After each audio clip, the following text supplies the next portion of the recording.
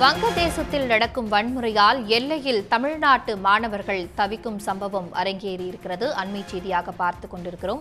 வங்கதேசத்தில் நிகழ்ந்து வரும் வன்முறையால் அங்கு தமிழ்நாட்டு மாணவர்கள் தவித்துக் கொண்டிருக்கிறார்கள்.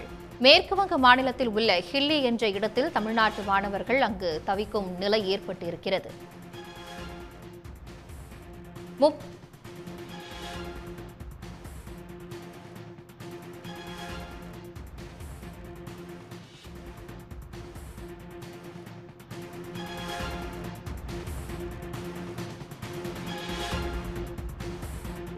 பங்களாதேஷில் இருந்து மாணவி பிரியா நம்முடன் தற்பொழுது இணைகிறார்.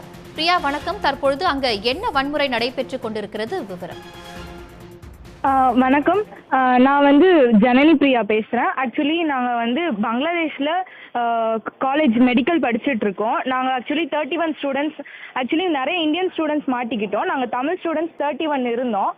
நேற்று நைட்டு எங்களை கூட்டிகிட்டு வரதா பிளான் பண்ணியிருந்தாங்க. பட் நேற்று நைட் திடீர்னு எங்கள் காலேஜ்லேருந்து ஒரு 500 மீட்டர் டிஸ்டன்ஸ்லேருந்து ஒரு அட்டாக் நடந்ததுனால அந்த பிளானை அப்படியே ஸ்டாப் பண்ணிட்டு எங்களை ஏர்லி மார்னிங் கூட்டிகிட்டு வந்தாங்க ஒரு 6 பக்கமாக. நாங்கள் இன்னுமே ஹில்லி பார்டரில் தான் இருக்கோம். எங்களுக்கு இப்போ பஸ்ஸஸ் டிரான்ஸ்போர்ட் எதுவுமே கிடைக்கல. நாங்கள் இப்போ இங்கேருந்து எப்படியாச்சும் நாங்கள் கொல்கட்டா போயிடுவோம். பட் கொல்கட்டாலேருந்து தமிழ்நாடு ரீச் ஆகிறதுக்கு எங்களுக்கு எப்படி நாங்கள் என்ன பண்ணுறதுன்னு தெரில. பிகாஸ் ஃப்ளைட் டிக்கெட்ஸும் எங்களுக்கு கிடைக்கல, ட்ரெயின் டிக்கெட்ஸும் நாங்கள் ட்ரை பண்ணி பார்த்துட்டோம். ரொம்ப கஷ்டமாக இருக்குது ஸ்டூடெண்ட்ஸ்க்கு.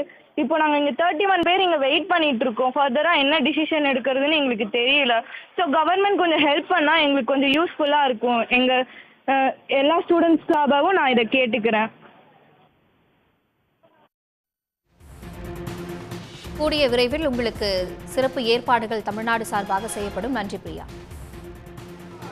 நாங்கள்லாம் பங்களாதேஷ் மெடிக்கல் காலேஜில் படிக்கிற தமிழ் ஸ்டூடெண்ட்ஸ். ஒரு 3 days பிஃபோர் இருக்குமே காலேஜ் ஒழுங்காக தான் போயிட்டு இருந்துச்சு. அதுக்கப்புறம் திடீர்னு காலேஜ் க்ளோஸ் பண்ணிட்டாங்க. ஒரு லீவ்னு தான் சொல்லியிருந்தாங்க. என்ன ரீசன் பார்க்க போனால் காலேஜ் ஸ்டூடெண்ட்ஸுக்கும் கவர்மெண்ட்டுக்கும் நடுவில் ஏதோ ஒரு கோட்டா பிரச்சனைன்ற மாதிரி சொல்லிட்டு இருந்தாங்க. ஒரு 2 நாள் கழிச்சு இன்டர்நெட் மொத்தமாகவே க்ளோஸ் பண்ணிட்டாங்க. இந்த இன்டர்நெட் க்ளோஸ் பண்ணதுனால வீட்டில் என்ன ரீசனே தெரியாமல் திடீர்னு க்ளோஸ் பண்ணதுனால வீட்டில் எந்த ஒரு ரீசனும் தெரியல. அவங்களும் பதட்டமாயிட்டாங்க. எங்களாலையும் பேசவும் முடியல. ஒரு 4 நாளாகவே கான்டாக்ட் பண்ணுறது ரொம்ப கஷ்டமாக இருந்துச்சு. அதுக்கப்புறம் ஒரு நேற்று மார்னிங் பார்த்தீங்கன்னா காலேஜ்லேருந்து வந்தாங்க. விருப்பம் இருக்கவங்க இந்தியாவுக்கு போகலாம் அப்படின்னு சொன்னாங்க. விருப்பம் இல்லாதவங்க சரி இங்கே இருக்கலாம், நாங்கள் பார்த்துக்குறோம். நாங்கள் திடீர்னு ஒரு 4 ஹவர்ஸ்லேயே இல்லை எல்லாருமே போய் தான் ஆகணும் காலேஜை விட்டு, இது காலேஜ் ரூல்ஸ், எல்லாரும் கிளம்பி தான் ஆகணும்னு சொல்லிட்டாங்க. ஸோ அவங்களே நேற்று நைட்டு கிளம்புறதா இருந்துச்சு. காலையில் ஏர்லி மார்னிங் ஒரு 4 o'clockவே காலேஜ் போலீஸோட பந்தோபஸ்தோட ஒரு காலேஜோட பஸ்ஸிலே கூட்டிகிட்டு பார்டரில் இறக்கி விட்டுட்டாங்க. பார்டர் நாங்கள் தான் கிராஸ் பண்ணோம். கிராஸ் பண்ணிவிட்டு இப்போ பார்டரில் கிராஸ் பண்ணிவிட்டு இங்கே நிற்கிறோம். இங்கேருந்து நாங்கள் கொல்கத்தாவுக்கு போகணும். அங்கேருந்து திருப்பி தமிழ்நாடு ஃப்ளைட் பிடிச்சி போகணும்.